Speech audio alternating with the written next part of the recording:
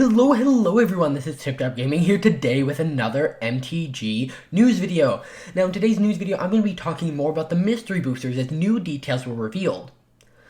So, I believe it was Monday, they revealed a full card list for the mystery boosters, and I'm going to leave a card right up here that you can go click on, or maybe it's a link in the description, it could be both, where you can see the full card list where I go over some of the more expensive cards in it, and yeah, I go over all that. Now, they said that there would be an article by Gavin Verhey coming out later this week talking more about it. So, I'm not going to go over all this because it's a really long article, and I spent 20 minutes talking, made two 20-minute videos and released a gameplay video yesterday, and that was a ton, and I feel like that you guys don't have time to watch that, so I'm just going to try and cut this down. So basically, last weekend at Magic Fest Richmond, they got to take a peek inside of Mystery Boosters. It was a hit. There were a ton of drafts, and it's Chaos Draft. So, Chaos Drafting has always been one of his favorite formats. Basically, he explains what Chaos Drafting is, which basically is you draft, but not all the packs are the same. Actually, each pack is different. So, maybe you have Return to Ravnica, Magic 13, or War of the Spark. And then the person to your left has Theros, Fate Reforged, and Kaladesh. So, you know, the cards don't really have any synergy, like, that's made to be synergy, but you can sometimes find some wacky combos in there. So, it's really awesome, and so they made Mystery Boosters. So, originally, Mystery Boosters was going to be a convention-exclusive product to lure people to conventions and make them, like, more desirable, and so they can market, be like, you can play with Mystery Boosters, these brand new things. But then they became real products when they were like, we need to boost our numbers. That's not, he doesn't say that last part, but that's pretty much what it is. So, Black Box, so they create more games than just Magic, and they have a Japanese exclusive, and they have something called the Black Box, which was just a black box, and so it's kind of where this idea came from. Alrighty, so I'm going to start reading a little bit more from this point on, because the beginning was basically just, what is the purpose of this? And we kind of already went over that in the last video. Building the mystery. How does one go about choosing the size or cards for a Chaos Draft set? I was architecting the set, and Mark Globus was chosen as the designer. So Mark and I split up the responsibility. Mark would design the regular card set, and I would design the playtest cards. So basically, Mark would choose all 1,000 cards, 1,700 cards, whatever it is, and he would design 121 basically brand new cards. So I asked Mark how many cards he would want for the set. He originally pitched about 500, and so he went back and did some math. He thought about it a bit and came back with a very specific but likely impossible number. I'd like 1,694 reprints. What? No, that's right, 1,694 exactly. Although it's not, because there's technically 121 foil cards. Although some statements may say that those might be like new cards, which I don't think is the case, but it could be. We'll see. Magic cards are exclusively printed on sheets of 121 cards. What Mark has done, the mad genius he is realized that every slot in the booster could have its own sheet of entirely unique cards. This would maximize variety, and it would take 14 times 121, you'd end up with 1,694. That's a huge set. It would certainly be amazing, but there's no way it could possibly be done. But intrigued I was, and they looked into it. So, basically, we wanted to we knew we were going to want to reprint a lot of cards for this product. But there was a problem, and a reason why we haven't done the size set before. It was near impossible for the amount of work to fit into our normal cadence. Though it's not talked about as the game design portion of Magic, just as crucial are the teams behind editing, typesetting, and general making sure Magic cards get made. Every time we make a set, they do a ton of work to make sure the cards are laid out in the right card frame, templated, and ready for print. This takes a lot of time. It's a full-time job, several even. And the majority of this happens on a team we call Delta and another team we call Operations. This happens no matter how new or old the cards are. For example, when we do a product like Commander Anthology, although game design does nothing but select the decks for that team, it's sort of like creating the same number of cards as an entire Commander release. If we were going to do a Chaos Draft set, we'd need to solve that. The set literally could not get made if the set had to go through the normal process. So I talked to them, and we came to the realization, what if we printed the cards exactly as they originally appeared? That wouldn't take any additional work. We already had those card files made and ready to go. And thanks to the effort of a man named Jefferson Dunlap, a good chunk of the files going back to Mirage were well preserved and available to use. We could go back much further than we ever thought. How would you know the difference between the original and mystery booster version? Strong feedback I had received early on was that it was important that there was still a way to identify these cards from the originals, to help collectors feel like they could know the difference between one of these and a copy they had collected back in the day. I asked if there was a way we could show the difference between the two, and was told we could find a way. This eventually turned into the small planeswalker symbol that appears in the bottom left-hand corner.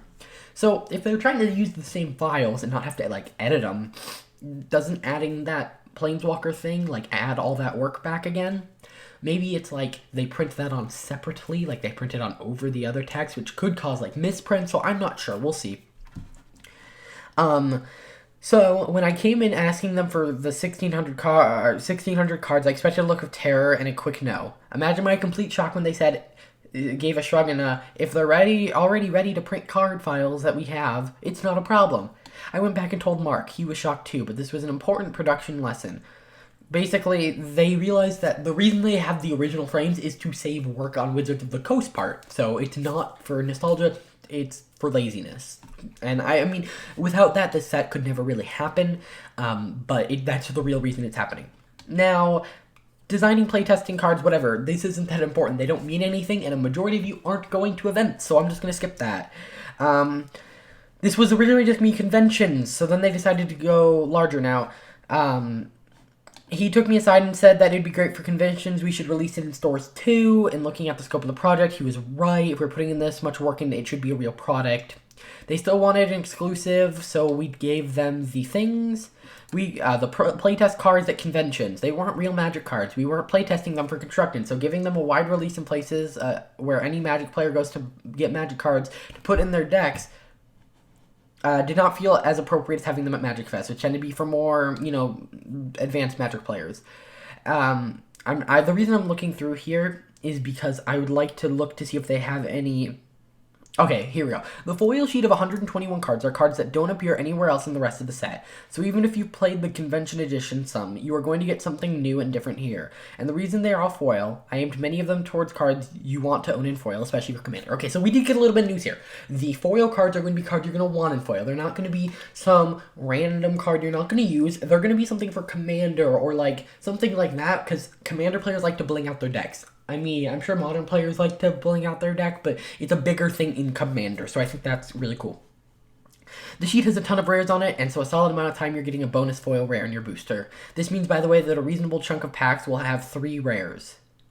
Your normal stamped rare, a pre-M15 frame rare, and a foil rare. That's pretty eye-opening. So here's what they talk about. Here is what this video is really all about. Here's the breakdown. So there are 15 cards. You will have, so remember, each card slot. So let's imagine you're opening a booster. Card slot 1 is the first card you see. It has its own sheet of cards. So you will never see a duplicate within a pack. And if, like, let's say Brainstorm with one of the cards, I don't think it is, but let's say it is, it would only appear in the second slot. You would never see it in the, in the other slots, because it's only in that sheet. So what that allows them to do is have the sheet only be whites. And so that's what they actually did, and I wasn't sure if they were going to do this. So the first 2 cards will always be white, and they will either be commons or uncommons. Now this can be before M15, after M15, this can be anything. Then it'll be blue, it's Wooburg, so it's basically 10 Wooburg cards of common and uncommon. Then there's a multicolored common or uncommon, then there's an artifact or land common or uncommon.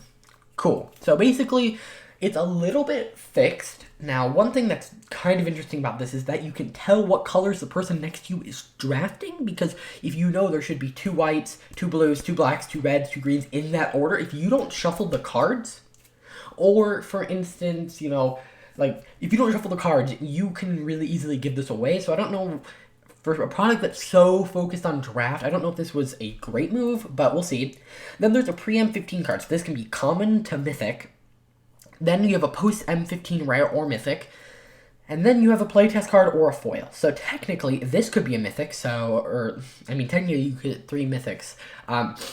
This could be, or 3 rares, whatever, or 3 mythics. This could be the original Nico Bolas. I don't know if that's actually in here. This could be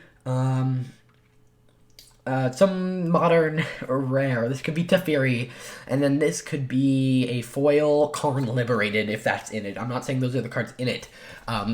And you could get that all in one pack. So these packs are definitely going to cost more than the standard pack. The question is how much?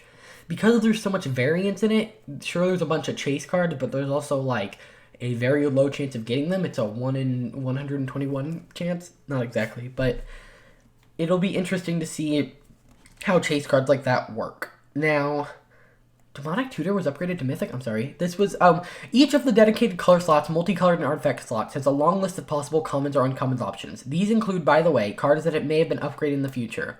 So, Demonic Tutor is actually on the black common and uncommon slot, which is one of the most expensive cards in the set. Versus in, like, Ultimate Masters, it was a Mythic. So, they really upgraded, or they, you know, that's really good. And that's pretty much it. I've already read through this. And so all of them will look exactly the same, except they'll have the little icon there.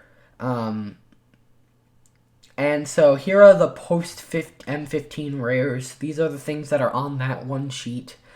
And so like Silver Hive Lord, all these cool things will be in that slot. And then here are the pre-M15 cards.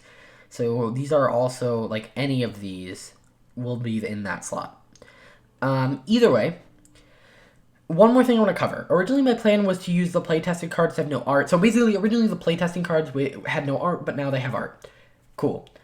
That's pretty much it. I skimmed through a lot of this, so I will also leave a link to this in the description down below so you guys can read more of the specific details, except this video is already 12 minutes long, so I'm going to have to end it here. If you guys want to see more information, I'll leave a link in the description down below so you can read more of the fine details.